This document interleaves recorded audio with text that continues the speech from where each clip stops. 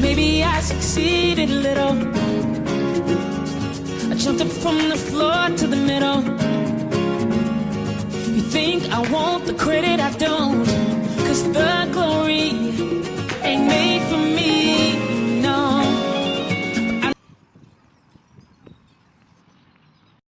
Do you think not hearing I love you knows will affect kids in general?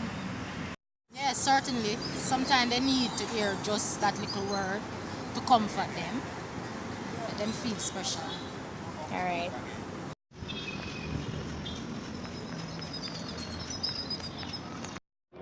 All right, guys. Do you think not hearing I love you knows will affect the child? Well, yes it does, because most people or most children, it affects them in terms of how they deal with other people. Because you have to say things apart from showing it. We can show love, yes, by action and stuff like that, but hearing it gives off a different meaning or sensation to the children while growing up. So it does. And you agree? Yes, and I agree, of course. Without I love you in a situation like that, a child can be missed out a lot. You see, so if without the I love you situation, what I tell you, it just kind of break my heart. You know, because the reason why these things are happening in the whole scenario of the world, children being missing because families and parents and other household companions not showing the kids the appreciation of loving their own child, which is very bad for everybody in this whole entire world. Thanks. Which party you a party tonight, bro, bro? Anyway, you see the girl, I'm about to go. Now everybody can like a river, me money flow. Just like like Jesus, we say you dance, but the girl just say I keep on giving her the money. Put it in the get it, get it. If you wanna buy it, you can just keep matching and say, come on, you will just bring on this and you are on the streets, party, bro, bro. Some say you hide, you know, see, bro, bro. Do not pay your risk, just a free.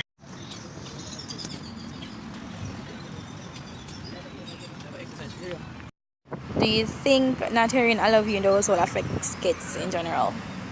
Yeah, I do, because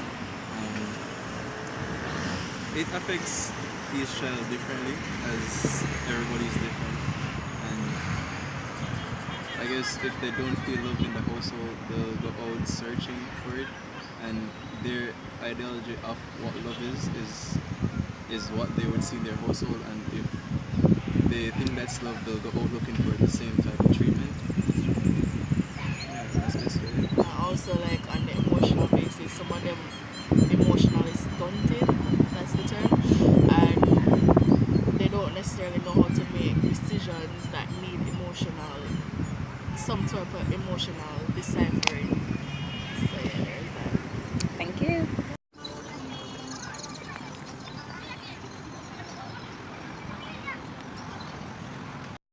Yes, is because same as you said before, they will seek it and say, I'm supposed to tell them I love you, no matter if them abuse them or if them mistreat them or do all different kind of something to them, they must say it, because I love you is not in their house, so they're going to lock up it.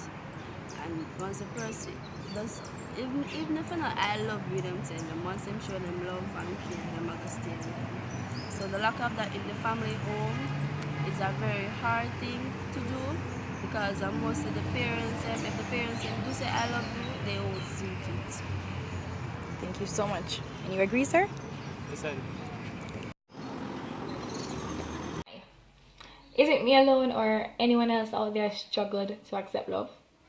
Like really struggled. Maybe you never had a parent that tell you, hey, I love you, or family members. Just general. You never had someone growing up telling you, hey, I love you, kissing and huggies and all of those stuff. Right, I did. I struggled with love because I never had the family to say, hey, I love you, verbally. Actions are there to say, hey, you know, this is what love is supposed to feel like, this is what love is supposed to do, but verbally it wasn't there, right? So I grew up thinking that I was in love because I never heard the word I love you, right? And I never had the parents who were affectionate, like hugging and kissing and all of those stuff, so that just like You're here and that's just it, right? I'm not saying my parents don't love me, my family doesn't love me. They do. They do, right? But I want to tell persons that parents who are watching this, you have to tell your kids that you love them, because it affects three things. Well, it affected me in three ways. It affected my relationship, both partner and friends wise. It did affected my relationships. It affected my walk with Christ, and it affected my mental thinking, my mental state. It did, because at one point when I was suicidal, I was like, hey, nobody loves me, right? Nobody care about me, nobody this and nobody that. I just feel alone. Yeah, that was me. That's what I was going through. That led me to think that, hey, if I disappeared, no one will ever miss me because they don't love me. So if I'm gone, that's just one less to worry about, one less to think about, one less to feed, one less to... That was just my thinking. And then when it comes to relationship, the first guy that say, hey, I love you, was my Romeo, because these words are so foreign to me, right? I don't know them, and if you're telling me that, then I want to keep you at all costs, whether you're abusive, whether you're verbally, emotionally, physically, whatever you want to do to me. As long as you're telling me that you love me, I'll stay. Like, legit, I'll stay, because I want to know that you love me. And if this is what love... Because what you have to understand is that if it's not displayed in the household, and if someone just telling you that they love you, and whatever action they're displaying, you would think that's love.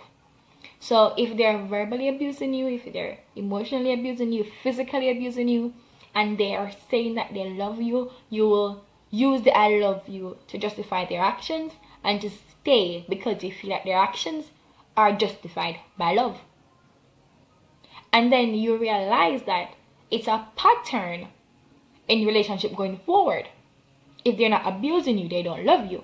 That wasn't my thinking, but I realized that I tend to choose the guys that are verbally, emotionally, sometimes physically. But it all started from not being told I love you growing up, right? And it affected my walk with Christ, because I didn't believe he loved me, because here's a man that tells me, hey, I love you, and I don't even see him.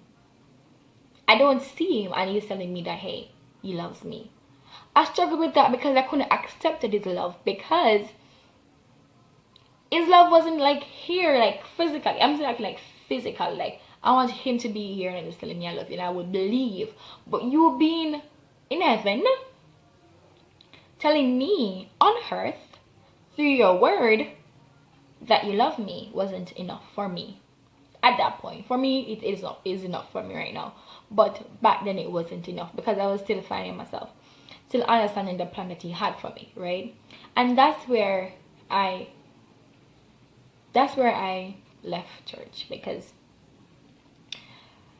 I didn't understand myself. I didn't know myself. I lost my self-identity. I lost faith in God. I lost everything, because I was basically searching for myself, and reading the word, I couldn't get it from the word, just the word by itself. I couldn't understand, and I needed someone to clarify that for me, and there was no one there to clarify that for me. So I just went away. I went and I entered a relationship that didn't bring me any closer to God, but far away from God. And it all comes down to the fact that I was just searching for love. I know, bear in mind, I'm not saying my parents don't love me, right? But I'm just saying that that's what I was searching for. The love you, the I love you at night, the hugs in the morning, the kisses at night, the going out, the holding hand. I was looking for that, because to me, that's what I wanted, right? And anyone that was willing to give me that, whether it's within God's presence, whether it's aligned with God's word, I really don't care. I just want to know that person is there and is willing to display or willing to give me what I want, and I will stay. Whether you're being abusive, yes or no, I will stay, because I just want you to say I love you, right? I just want you to say I love you, and I will stay. Alright, so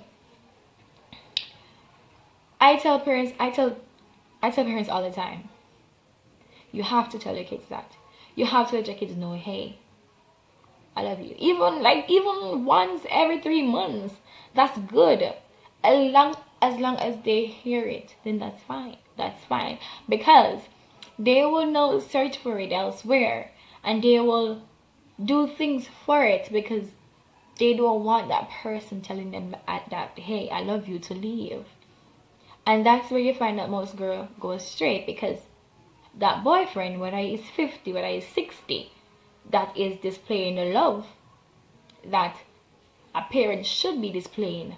To me, I'm going to go with that 40-year-old, that 50-year-old, because that's where I feel comfortable. That's where I'm hearing the stuff that I needed to hear. Right? And parents, they tend to blame their young girls afterwards, like, hey, this and hey, that. But you have to blame yourself, because if you're displaying the qualities, and if you're displaying the things that the other party is displaying to your child, then they would not need to go out there to search for it. So you have to encourage, you have to promote love within your household.